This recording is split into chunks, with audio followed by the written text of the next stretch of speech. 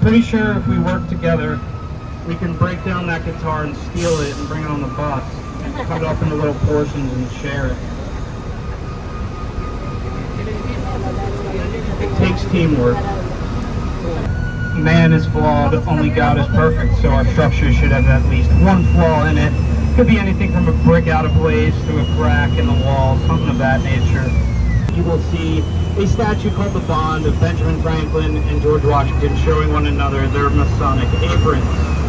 To our left now are two generals, John Reynolds, killed at Gettysburg, and George B. McClellan. And now on your right, all the game pieces is your move, as well as government of the people, which represents a group struggle to uphold democracy. And we are approaching our next stop, Love Park. Is anyone getting off at Love Park?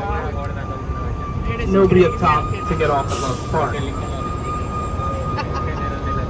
Love Park is officially called JFK Plaza, but because of the famous sculpture by Robert Indiana, you can see there, a little bit obscured.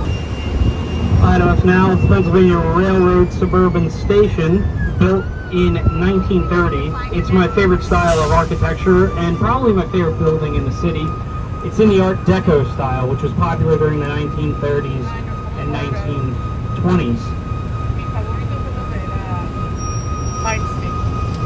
If you feel like you don't know what Art Deco is, you do if you've ever seen the Christ. And now on our right is the Basilica of St Peter and Paul. Construction was completed in 1864. It hosted two popes, John Paul II, as well as Francis, in around 2016 and 2017. Right beyond the smoke is the Free Library of Philadelphia. It's my favorite. Oh man, people running across the street. That's jaywalking. That's illegal. The Free Library of Philadelphia is one of my favorite spots in the city. Many authors come here to give lectures. Up front you'll see the Shakespeare Memorial. And it also has a rare book collection that includes 50,000 early American children's books, Edgar Allan Poe, and Charles Dickens.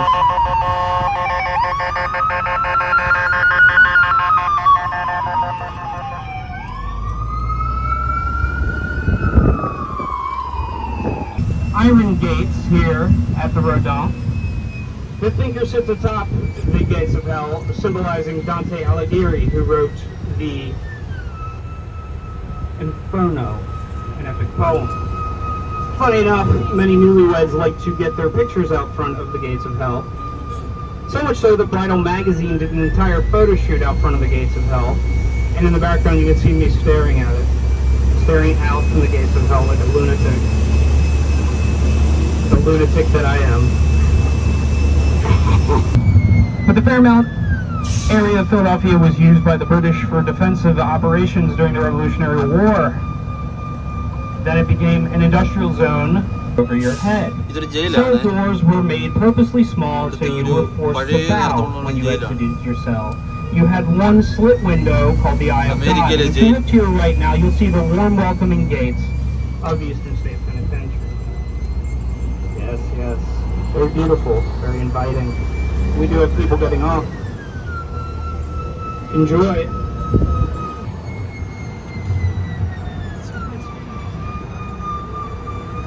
Joan of Arc. It commemorates 100 years. It went up in 1889, 100 years since the French Revolution, the most important revolution in Western history. But don't take offense, my fellow Americans. The French Revolution is deeply connected with ours because Thomas Jefferson wrote the French Constitution of 1789, and Thomas Paine served in the French National Assembly during the Revolution before the reign of symbiosis. Symbiosis means more than one being sharing one body. And if you're not like me, you might think of a city, many beings sharing one body. But if you're like me and have superior taste, you will think of Venom from Marvel. Yeah, there you go. This kid's got it. From here, and I will tell you, if you're getting off at the Rocky steps, there are some people that like to hang around with the Rocky statue and say, I'll take your picture for you, and then they hold your phone ransom. Do not surrender your phone. You surrender your children before your phone. If you think that's harsh, see if your kids would give you up for an Xbox. Alright? I know I would.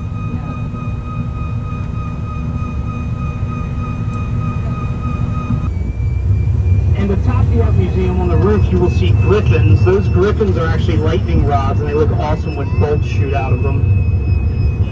I'm looking to get a pair on my house. Memorial, that's behind these trees here. It's very nice to walk around. It has some benches. But that memorial went up in the 1930s in recognition of the African American units who served our country. So the 54th Massachusetts, they're subject to the film Glory. That's one of many. 1929 specifically because they widened this street. But yeah, they did it with very minimal damage, and the damage that they did have was repaired. Big anatomy museum. So if you're a medical student or a professional, you might be interested to know they have over 100 human brains on display. They have growths, they have tumors, they have fetuses. It is a modern museum, yes. One thing, it's a convenience store that's often in competition with Western Pennsylvania Sheets. It takes its name from a Native American term, I don't know which tribe, for goose. But if you're like me, that name triggers fear in you because geese are the enemies of the human race.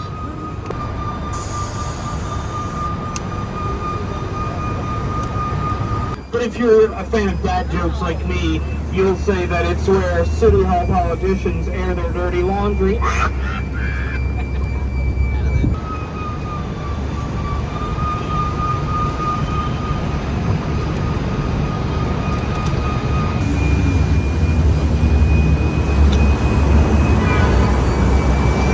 On your right now is the Republican Social Club, the Union League, that opened in 1862. This social club financed the President Lincoln campaign as well as anti-Confederate activity during the Civil War. It is still in operation today. On your right now, built in the French Renaissance style, is the Bellevue, opened in the 1800s and played host to Bram Stoker. Bram Stoker wrote parts of Dracula here, and those portions he wrote here in Philadelphia are on display at the Rosenbach Museum and Library.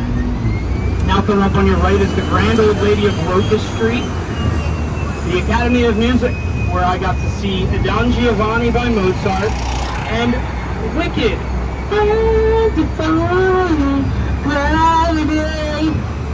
Oh yeah, who loves it? It houses most of our musical societies, as you can see on this wall here, the Philly Pops, Phil Danso, Philadelphia Ballet, My Favorite Opera Philadelphia, and so on and so forth. And right now is the University of the Arts Hamilton Hall. Originally opened in the 1800s as a school for the deaf, it's now part of the University of the Arts. Coming up on our lower left side is Dirty Frank's Pub, a former speakeasy, hence no windows. Dirty Frank's Pub.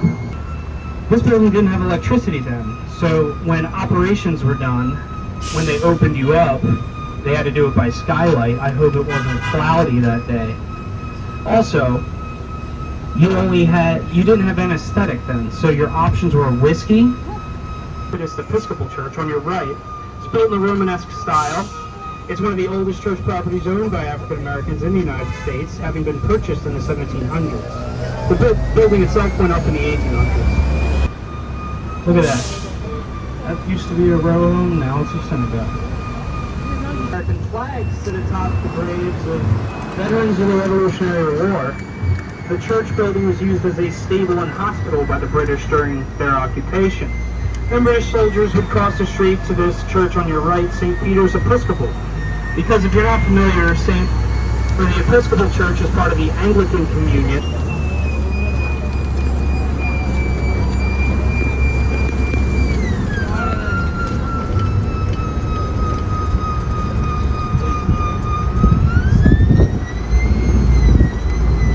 Ahead of us now to the right, those smokestacks are from the USS Olympics, beer, food, games, sometimes music and sometimes yoga, which makes me feel bad about not working out this past week. I was on vacation. That was my excuse. And our next stop will be for the Spruce Street Harbor Park. Does anyone want to get off for Spruce Street Harbor Park? Nobody up top. Is not very excited. But that just means a lot of paperwork in there. You don't know the know-nothings, you should. They were a very scary terrorist organization, as well as operated the Underground Railroad. On your right now is the Irish Memorial. It was dedicated 150 years after the Great Hunger. Great Hunger is a source of controversy, so I try to talk about it very little on the bus. It saw millions of Irish starve to death, as well as forcibly emigrated from their homeland. And there's controversy behind what caused it. As with many things on the Emerald Isle. And the carnival, but I prefer it during the winter when my fiance tries to body check me on the ice rink. She's 4'11" and full of rage.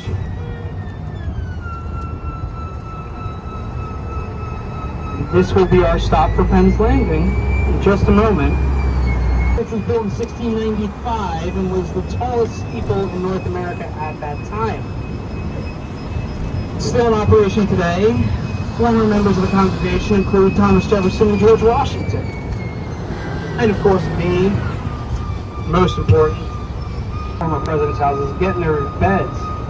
I'm a bed sitter. That's right. Sit in your bed. I just want the perspective. I want the whole experience. അങ്ങനെ bus tour എല്ലാം കഴിഞ്ഞാൽ ബസ്സിൽ ഇറങ്ങുവാണ്. അപ്പം ബസ്സിലെ tour ഇത്രയൊക്കെയാണ് കാഴ്ചകൾ. അപ്പോൾ ഈ കാഴ്ചകൾ വിശേഷം ഇഷ്ടപ്പെട്ട ലൈക്ക് ചെയ്യുക, ഷെയർ സബ്സ്ക്രൈബ് ചെയ്യാൻ മറക്കരുത്.